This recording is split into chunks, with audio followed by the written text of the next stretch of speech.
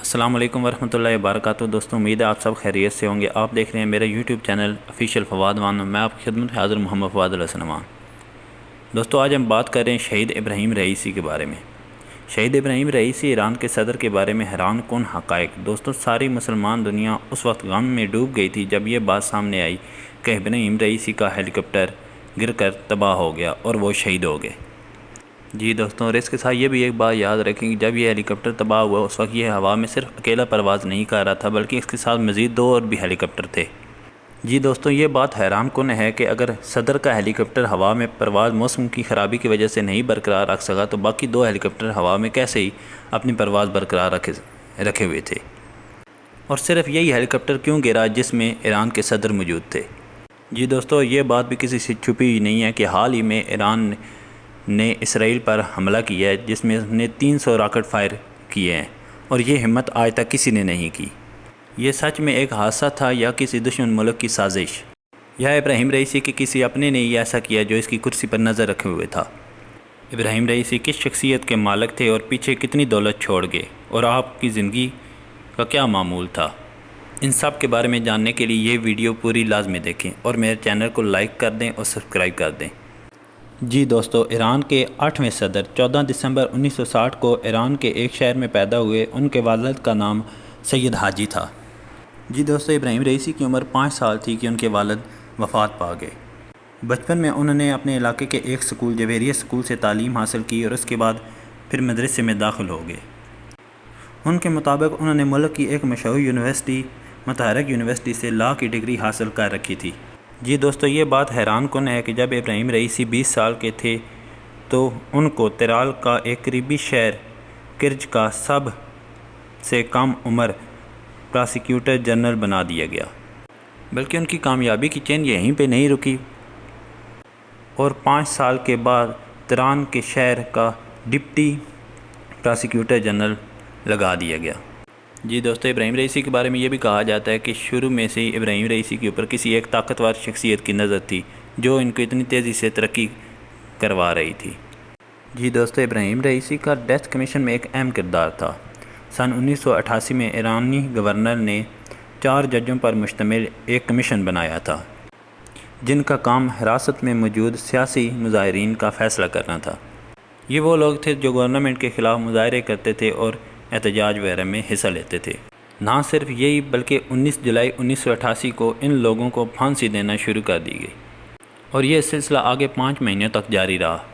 ایرانی ریکارڈ کے مطابق ان لوگوں کی تعداد 2800 سے لے کر 3800 تک تھی، جبکہ انٹرنیشنل میڈیا کے مطابق ان لوگوں کی تعداد 30,000 سے بھی زیادہ تھی۔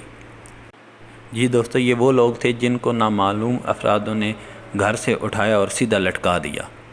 2016 میں ڈیتھ کمیشن کے حوالے سے ابراہیم رئیسی کی ایک فون کال بھی منظر عام پر آئی تھی جس میں وہ کہہ رہے تھے، بڑے فخر سے یہ بات کر رہے تھے کہ میرے ایک دستخط نے 3000 لوگوں کو لٹکا دیا۔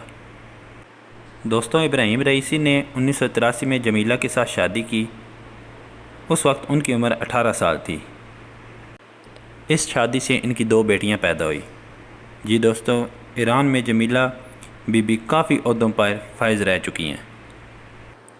جی دوستو، 2017 تک ابراہیم رئیسی تیران شہر کے پراسیکیوٹر جنرل تھے اور انہوں نے اس سال سب کو حیران کر دیا جب انہوں نے یہ فیصلہ کیا کہ میں اب صدر کے انتخابات میں حصہ لوں گا۔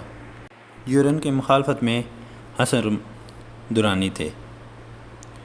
حسن درانی 2017 میں 57% ووٹ لے کر کامیاب ہو گئے۔ 2021 میں دوبارہ ابراہیم رئیسی نے پھر انتخابات میں حصہ لینے کا فیصلہ کیا۔ اس بار 62% ووٹ لے کر وہ 8ویں صدر بن گئے۔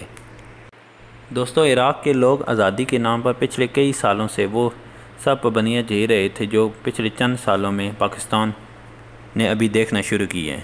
ابراہیم رئیسی کا دور ان کے لیے بہت سے امتحانات لے کے آیا، مگر جو بدنامی ماسا امینی کے کیس کی وجہ سے ملی شاید 1988 میں 3000 لوگوں کو مارنے پر بھی نہیں ملی تھی۔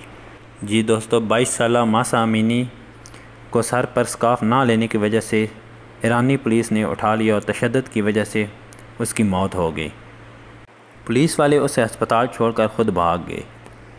اس وقت پورا ملک سڑکوں پر نکل آیا اور گن پوائنٹ پر اسلام کے نام پر منمانی کرنے والوں پر حملہ کر دیا۔ ابراہیم رئیسی نے ان پولیس والوں کو روکنے کی بجائے ان لوگوں کو یہ بولا کہ جو سڑک پر موجود ہیں یہ سب اسرائیلی ایجنٹ ہیں۔ جی دوستو، اس کے ساتھ ساتھ ابراہیم رئیسی کو اس بات کا بھی احساس جاتا ہے کہ اس نے اپنے مخالف دشمن ملک کے ساتھ سعودیہ کے ساتھ بھی اپنے تعلقات اچھے کر لیے تھے۔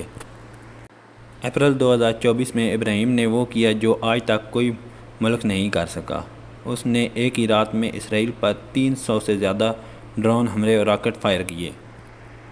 جی یہ وہ وقت تھا جب ہر مسلمان ایران کی بہادری کے گیت گا رہا تھا۔ ایران نے یہ حملہ اپنا بدلہ لینے کے کیا تھا کیونکہ اپریل 2024 میں اسرائیل نے ایران کے شہر دمشق پر حملہ کیا تھا۔ اسرائیل نے یہ بات پوری دنیا میں پھیلائی ہوئی تھی کوئی بھی مسلمان ملک اس پر ڈائریکٹ حملہ نہیں کر سکتا، لیکن ایران نے یہ ان کی بات غلط ثابت کر دی۔ اسرائیل کی اتنی بدنامی کے بعد ایران کے صدر کا اس طرح ہیلی کاپٹر کا گر جانا بہت سے سوالات کو جنم دے رہا ہے۔ جی دوستو، ابراہیم رئیسی کے پاس کتنی دولت ہے آج تک اس بات کا کوئی اندازہ نہیں لگا سکتا، کیونکہ امام خمینی نے انہیں ایران کی سب سے بڑی جماعت کا صدر بنایا تھا جو دنیا کے ہر شعبے پر کنٹرول رکھتی تھی۔ انٹرنیشنل میڈیا کے مطابق ملکی زراعت، توانائی اور انٹرنیشنل ٹریڈنگ پر بھی یہ خود ہی کنٹرول کرتے تھے۔ اس سب کے بعد یہ بتانا کہ ان کے پاس کتنی دولت تھی یہ ناممکن ہے۔ اس کے ساتھ ساتھ دوستو یہ بات ہے کہ اگر انہوں نے کہیں بھی سفر کرنا ہوتا تھا تو یہ 3 ہیلی کاپٹروں میں سفر کرتے تھے۔ اس بار بھی جب یہ ان کا ہیلی کاپٹر کریش ہوا تو یہ 3 ہی ہیلی کاپٹر میں سفر کر رہے تھے۔ ایک میں یہ خود موجود تھے اور باقی 2 ان کی ساتھ میں پروٹیکشن کے لیے تھے۔ وہ ایک جگہ سے دوسری جگہ جانے کے لیے ان کا ہی استعمال کرتے تھے۔ جی دوستو، آپ ایسی اور مزید ویڈیو دیکھنے کے لیے میرے چینل کو لائک بھی کر لیں اور سبسکرائب بھی کر لیں، میری ویڈیو کو شیئر بھی کریں۔ اور اس کے ساتھ ساتھ اگر میں نے ابراہیم رئیسی کے بارے میں کوئی ایسا ٹاپک نہیں بتایا جو آپ جانتے ہیں تو کائنڈلی آپ کمنٹ سیکشن میں مجھے ضرور بتائیے گا تاکہ میرے علم میں بھی اضافہ ہو جائے۔ اپنا اور اپنے گھر والوں کو خیال رکھیے گا۔ اللہ حافظ۔